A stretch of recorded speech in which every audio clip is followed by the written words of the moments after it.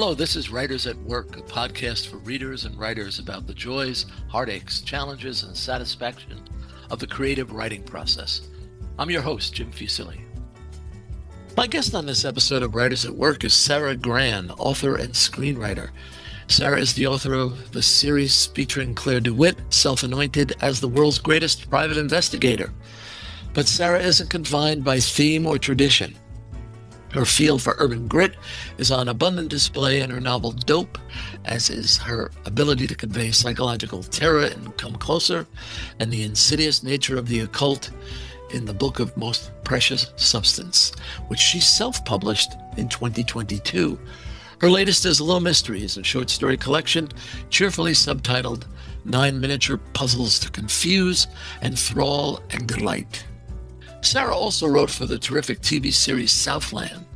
If quality alone were the determining factor, it would still be on air.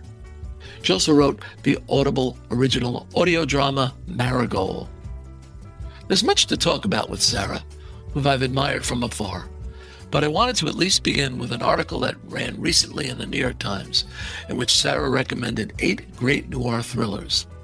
You can find the article via the Times website. It's a wonderful list with a few surprises, the kind that sent me running to the nearest bookstore. So now I'm not only grateful for her books, but also for her recommendations. Sara Gran, welcome to Writers at Work. Thank you for having me. So before we dive into your list that I mentioned in the introduction, in your introduction to your article, you mentioned that you came to appreciate noir through your father's Black Lizard Press paperbacks. Did you sneak into his study or did he hand them to you? Oh, there was no sneaking around when it came to reading in my house. You know, I was very lucky and or cursed because my parents just let me read anything. The only thing I was not allowed to read was a couple of Judy Blume books, which of course I read anyway. My sister, who was older, was reading Judy Blume's Forever, which is a great book, but quite sexually graphic. In a wonderfully appropriate way for teenagers having their first sexual experiences. And my mom was like, "No, I don't think so. I don't think you're reading a book where a guy names his dick." But of course I read it anyway. For those curious, the name was Ralph, which for women of my generation, the name Ralph is permanently tainted. But to go back to the Black Lizard Press books, there was not enough space to get into this in the New York Times piece, but those were the original Barry Gifford Black Lizard Press books. For those who know, before Black Lizard Press was bought by a Random House, it was the great novelist and screenwriter Barry Gifford's personal project. I see. So how old were you then? Do you recall? 12, 13, something. Okay. And how did you feel about what you were reading? It was exciting. When I first started reading like good crime fiction, it was really, really exciting to me. I grew up in New York City. And I always loved to read, obviously, as discussed. But, you know, in school, you read these books. They're great books. It's not that they're bad books. But, you know, you're reading Hemingway, you're reading Jane Austen, wonderful stuff. there was no personal connection to that work, though. I was living in Brooklyn in the 70s and 80s. I love Jane Austen. I will now read Jane Austen for fun, but to read things that had a sort of literary bent to them and were relevant to my everyday urban life. I felt that way when I read Crime and Punishment for the first time. I felt overwhelmed by this sense of connection. Yeah, I remember reading James M. Cain's The Postman Always Rings Twice at an inappropriately early age. And I remember thinking that I wanted to live in that world. That Frank Chambers' life seemed to me so carefree. Of course, he ends up on death row, so that's not so great. But did you have that kind of tactile reaction to? Were you transported into those worlds? Yeah, I think also I tell this to people all the time. Growing up in New York in the 70s was probably not that different, like structurally, than growing up in New York from the 50s. Like obviously the culture had changed a lot. I went to the Horn and Hard Arts Automat when I was a kid. You know, a lot of the subways hadn't been renovated in 20 years. I went to Coney Island and went to Gargiulo's and Nathan's. So a lot of that sort of infrastructure of the past was still very present and real to me. So it felt more like my world than some mysterious world from the past. When it comes to books from like the late 40s, 50s, 60s, books from the 30s always seemed, yes, mysterious and remote, but I don't think I read any of those till I was a bit older. The 30s, where to me it starts to seem like a foreign country. Right. In the introduction in your piece to the Times, you wrote, "My father was not a criminally minded man, but he gave me what every writer needs, good taste in a difficult childhood." Can you talk a little bit about that? Yeah. I think my dad would, if he's gone tragically, but I think he would 100% approved of that and gotten a big kick out of it. I love my dad dearly. Not a perfect father, but a wonderful, wonderful man. And as adults, we were very close friends. And, when the topic of my parents comes up, I say they were not the best parents, but they were wonderful, wonderful friends. They were erudite, educated people who loved to read, loved to discuss issues. Um, so much fun to be around. Horrible alcoholics. My mom smoked about 2 packs a day. There, obviously that affects one's health quite badly as you get older, but they made it pretty late. They made it into like late 70s, early 80s. But yeah, it was a difficult kind of time and place to grow up in. That was for sure. The city was sort of falling apart around you. My home was chaotic. But I look back and I feel like, well, it all kind of worked out for the best, didn't it? At least I'm not boring, You have to play the hand you dealt. I mean, Exactly. You play the hand you're dealt, and I think there's a fine line between, I'm very into psychoanalysis. I'm very into psychology. So it's not like I think people ought to just paint a rosy picture of one's past or, not think about it and say that's not relevant. You also don't want to spend your life mired in self-pity and completely dwelling in the past. And speaking of my parents, that's what my mother did. She had a very challenging childhood. And she never kind of came to that's a hand I'm dealt, make the best of it, She was continually, the injury was fresh every day of how her parents had been gosh. treating her. You don't want to be in either of those extremes, I think. I don't see that working out well for people. Yeah. Have you heard? I've heard of Robert McKee, Sure. writing. You heard? I took a class with him, and a woman stood up to complain about her mother, and he interrupted her and saying, "You should thank your mother for making you so fucked up that you wanted to become a writer." Yeah. Yeah. There's something to be said for that. I like that because he's acknowledging that they're fucked up. He's not like, no, you can just go on and be some ideal, perfect person. First of all, there is no ideal, perfect person. Correct. Everybody is textured, is a nicer way of saying fucked up, I guess, but Yeah. like fucked up. But also like, this is who you are, this is it. There's no other better version of you who's out there in some hypothetical reality who got the dad who didn't read noir and didn't yell at them all the time. That person doesn't exist. This is Right. me that exists. And the best you can do, I think, is if you want to be an artist, is use that material, whether overtly or subtly. Oh, absolutely. Yeah. And it's a way of, coming to terms with it, coming to that acceptance of it and that appreciation of what good did come out of it and a realistic assessment of the bad that came out of it. Yeah, I think the most honest answer to the question, "What is this book about?" is always me. Yeah, that's totally accurate. Yes, I think, writers just write the same book over and over again. If the better the writer, the more that's true. And they might look really different on the outside, but if you really read the work and plunge into the work, it's just the same book over and over again. Like with someone like Philip Roth, it's super obvious. He's writing the same book over and over again. Right. But even with writers who it's not obvious, once you really get into their work, you're like, oh, and all of my work, I write the same book over and over again, which is someone realizes, wait a second, nothing here is what it seemed like. That's the book that I write over and over again. When did you recognize that you had a universal theme? I mean, between the first and second books, or did it take a while? Much later. I don't remember exactly, but more like fourth book or fifth book even, maybe. Much later in the game.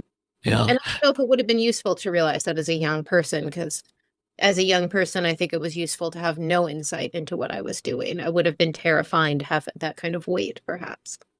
Oh, I agree completely. You would have been self-conscious. You would have been Yeah. imitating yourself. Yes. Yes. And Yeah. now it's something I can fuck around with and play with and have fun with. Yeah. Yeah.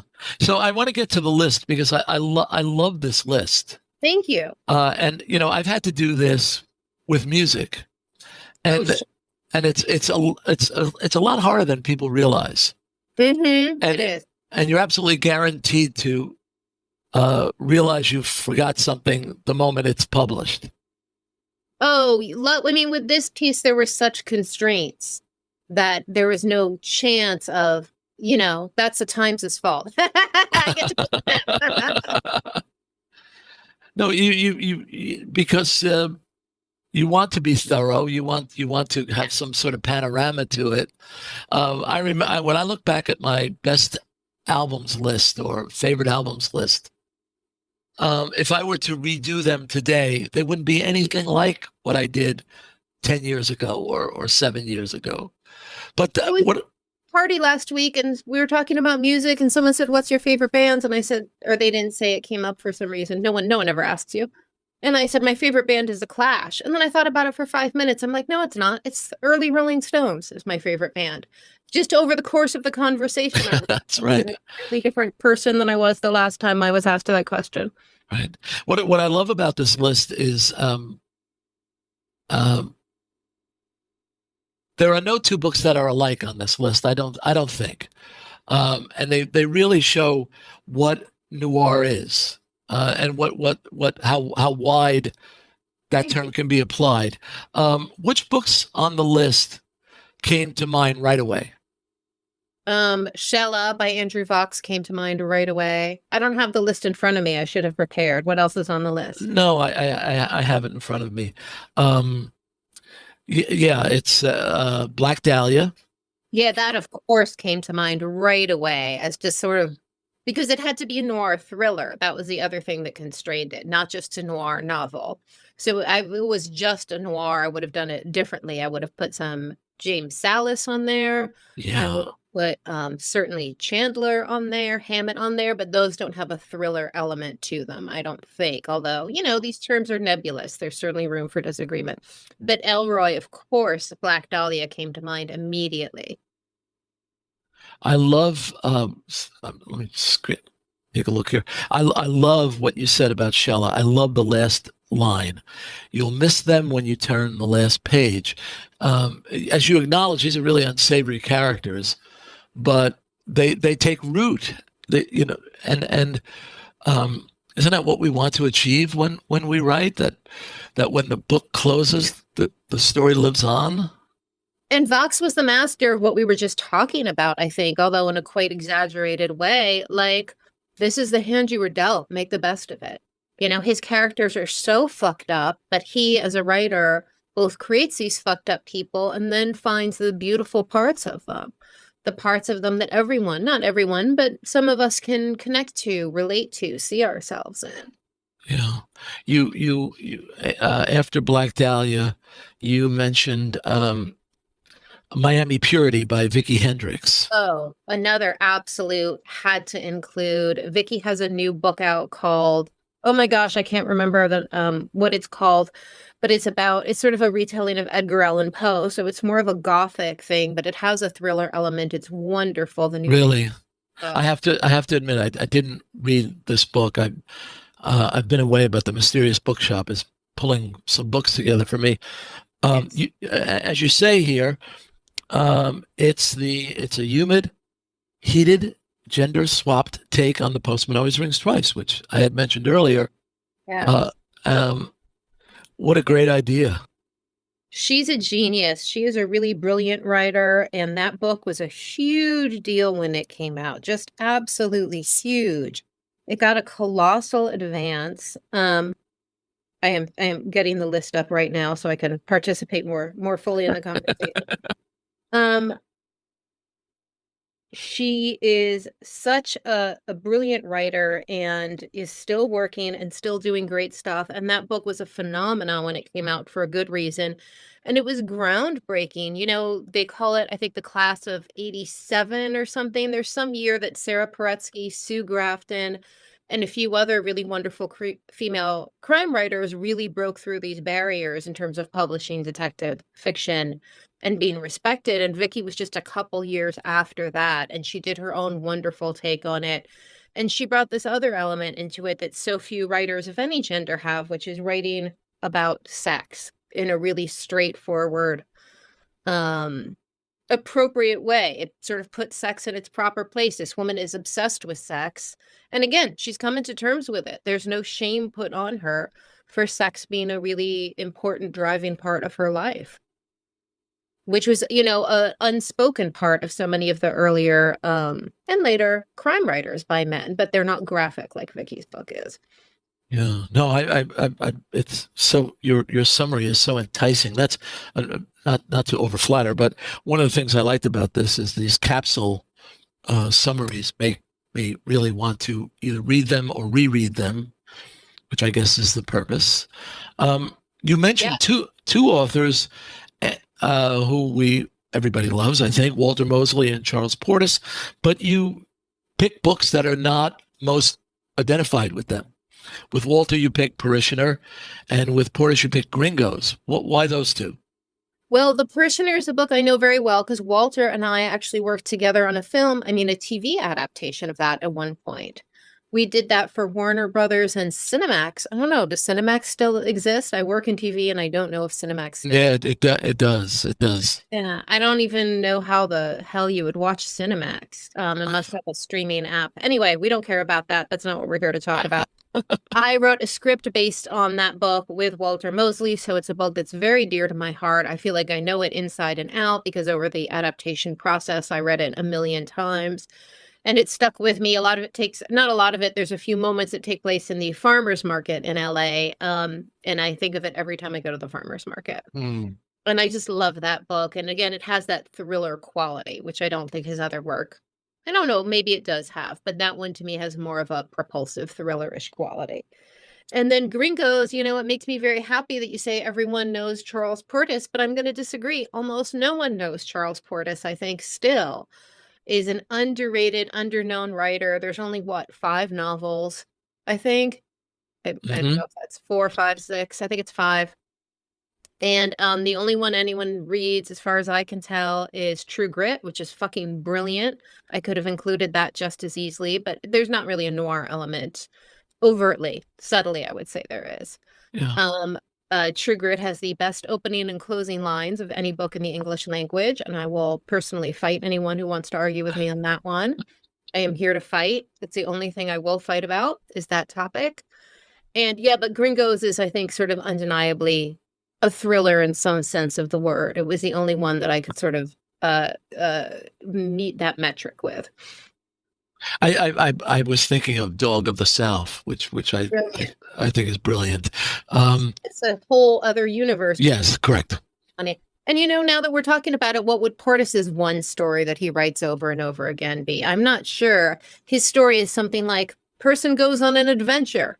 It's something, the thing that he writes over and over again, what ties these drastically different, and Norwood was quite popular at one point. Right. That's my favorite of the books. And it is. Huh.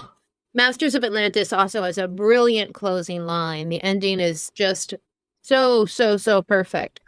But yeah, I think Portis's story is something like going out on a big adventure and finding out that I was wrong about a lot of things.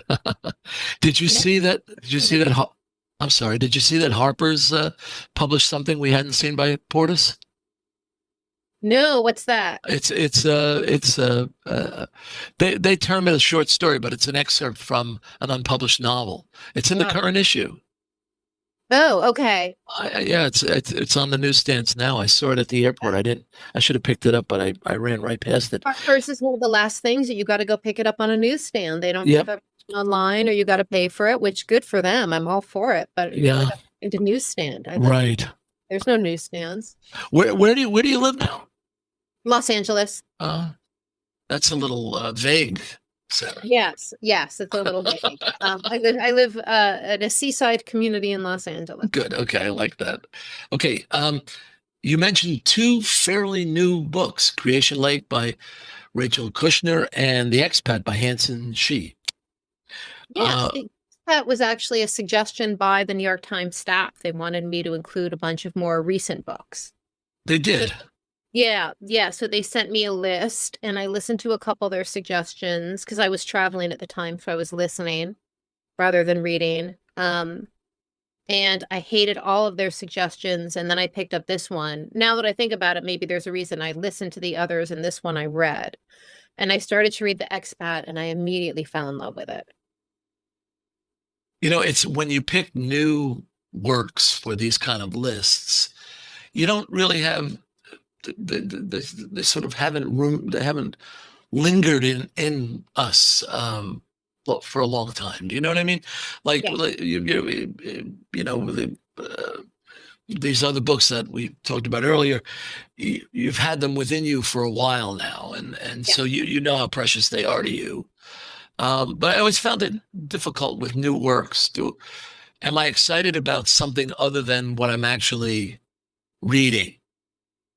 But no, you say no. Yeah, I get a different problem, which is I tend not to get excited at all. It's the same with music. I just said my favorite music is old Rolling Stones that I've been listening to since I first had a cassette Walkman. I find incorporating new art in any way into my head quite challenging. I know people who get excited about listening to new music or reading new books. I don't. I get excited about rereading things and re-listening to things. And that's not the best habit because after a certain point you need, new stuff in your brain. The well kind of runs dry with the old shit. Yeah, but then the new thing could be an old thing. I mean, Yeah. if you picked up 10 novels from 1920, they would Yeah. be new to you and old. Yeah. Yeah. But it's still for me that problem of incorporating something into my brain is not the most pleasurable thing like it is for some people. I see. It takes a So, lot for me to get excited about reading a book I haven't read before. huh? Have you ever asked yourself why? Yeah, but I haven't had an answer. Do you have an answer? No. I will tell you that being a music critic forced me to listen to new stuff. And one of the joys of having stepped away is now I can listen to anything I want. And Yeah. I do listen more to the music of my youth than, for 9 years, I didn't listen to any music of my youth. I just listened to what was coming out 3 months from now. That would kill me. Yeah, and so luxuriating in the music of my youth is one of my pleasures of this period of my life. But speaking of old stuff, you have a book from 1935 on your list. They shoot horses, don't they? Yeah, that's one that is still exciting to me to read. I started rereading it again quite recently. I was thinking about writing something set in the 1930s in Los Angeles. So, of course, my very first research point was that book. And that's like a perfect book, just tiny. It barely counts as a novel. Probably technically it doesn't. They generally say like novel is 40,000 words, novella is under. I bet that's 20,000 something words, although obviously have not counted. Yeah. But it is perfect in my eyes. We haven't spent any time talking about your work. That's okay. Other people's work is far more interesting. Yeah. Yeah, your work is interesting to me, Sarah, but okay. But I want to ask you about Dreamland Books, your publishing company. How did that come about? It was something I'd always wanted to do. Even with my very first book, I was like, should I just do this myself? I've always been interested in publishing in addition to being interested in writing. I'm interested in cover design. I'm interested in interior design. I'm interested in printing. And that shit is hard. Like, it's not easy to work all that out. If I, was better at that, I'd be publishing a fuck ton more. And then the part that's not interesting at all is money. That's the less interesting part. But everything else, I had always been so interested in like books as material objects and how a book sort of presents itself to the world and how I want to be an active part in that process. And I finally had the opportunity to do it. I had a book that I knew would sell pretty well. My last book not that my second to last book. What? My book this year I published I just 3 years ago, I published the book of the most precious substance. When I went to go publish the book of the most precious substance, I knew it was a book that could sell well, and it did. I knew I would have a risk of having it get lost in the shuffle at a big publisher, which happens routinely, as we all know at this point. There's, thank God, no big secrets in the publishing world anymore. And I had a really high-paying job, so I could afford to put a lot of money into it.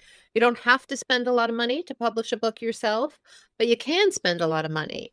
If you want to get a lot of press and hire a publicist and a designer and all that shit, the budget can go up pretty high. So it just kind of had this perfect storm of like, fuck man, I want to do this myself and I can do it myself. And I loved it. I loved everything about it. And like I said, some of it's a fucking drag. Dealing with money is a fucking drag. As much as I love printing, dealing with printing specs is challenging.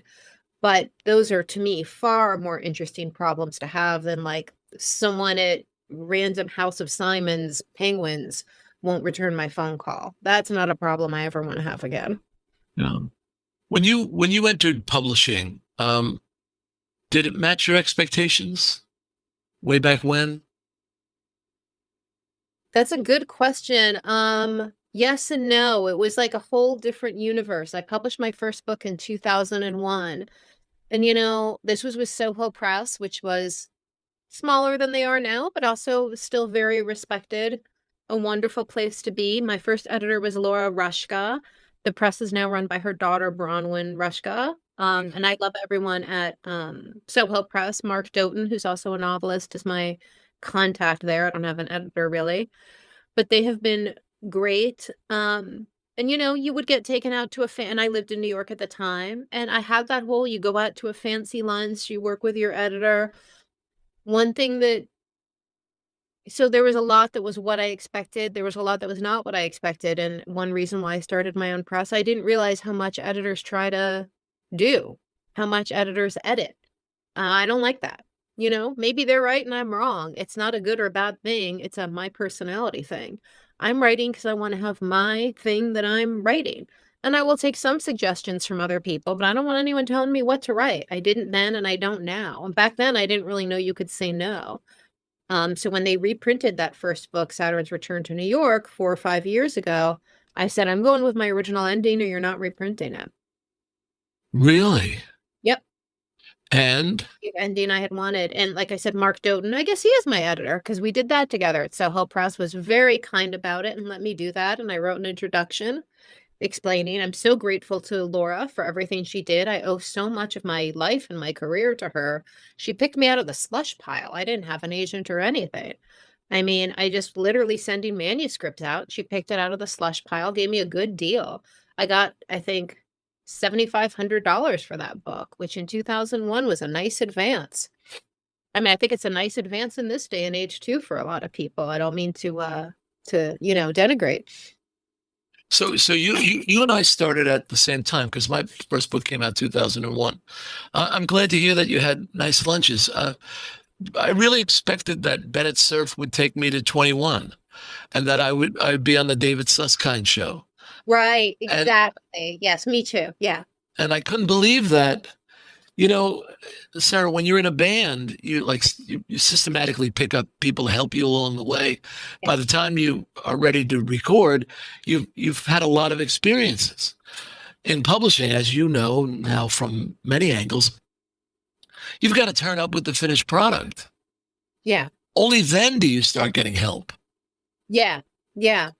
But I was also, no, that was all the stuff that was like I expected. What I didn't expect was that not one fucking person on earth read the book. It got no reviews.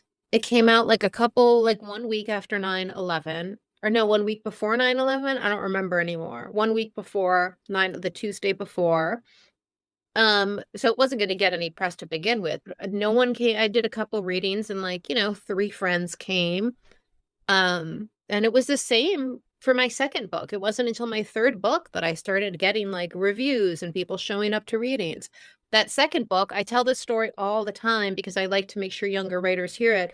My second book was Come Closer, which is now considered like a classic and now sells 10,000 copies a year. That book got 2 reviews. No one cared. No one came to readings. No one wanted to publish it.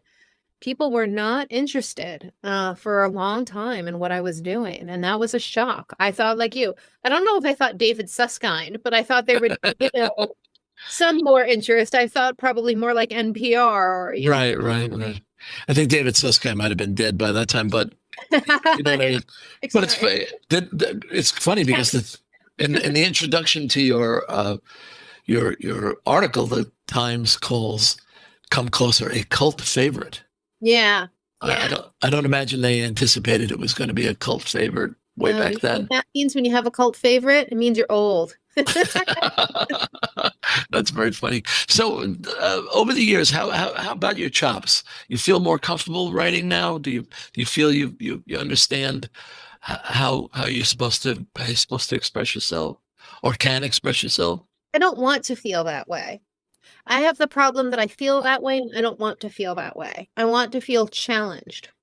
I want to be doing things that are frightening to me and that I don't understand and where I don't know what I'm doing.